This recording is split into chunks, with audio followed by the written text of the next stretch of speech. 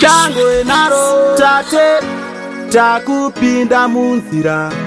inzwa ingoma radziya Wellness Entertainment. Moyo mangu muneronda baba kana musati mauya haringapore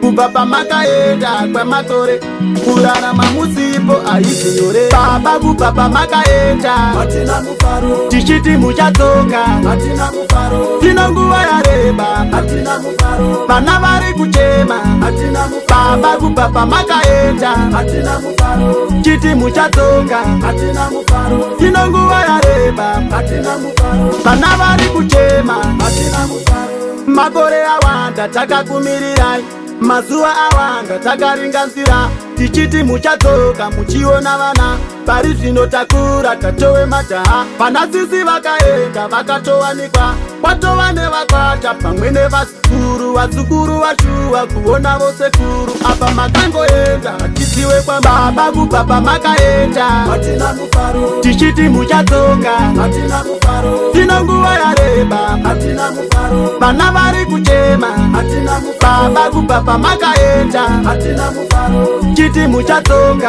hatina mufaro tino nguva yareba hatina mufaro vana vari kuchema hatina mufaro moyo mangu muneronda baba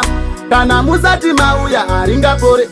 kubva pamakaenda kwamakore kurarama musipo aisinyore kurarama tega baba aisinyore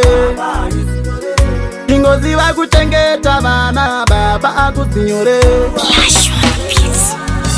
baba kubva pamakaenda hatina mufaro tichiti muchatsoka hatina mufaro tino nguva yareba hatina mufaro vana vari kuchema hatina mufaro baba kubva pamakaenda hatina mufaro chiti muchatsoka hatina mufaro tino nguva yareba hatina mufaro vana vari kuchema hatina mufaro makore awanda takakumirirai mazuva awanda takaringanzira tichiti muchatsoka muchiona vana pari zvino takura tatowe majaha vana sisi vakaenda vakatowanikwa kwatova nevakwata pamwe nevazukuru vazukuru vashuwa kuona vosekuru apa makangoenda hatiziwe kwababa kubva pamakaenda hatina mufaro tichiti muchatsoka hatina mufaro tino nguva yareba hatina mufaro vana vari kuchema hatina mufaro baba kubva pamakaenda hatina mufaro chiti muchatsoka hatina mufaro tino nguva yareba hatina mufaro vana vari kuchema hatina mufaro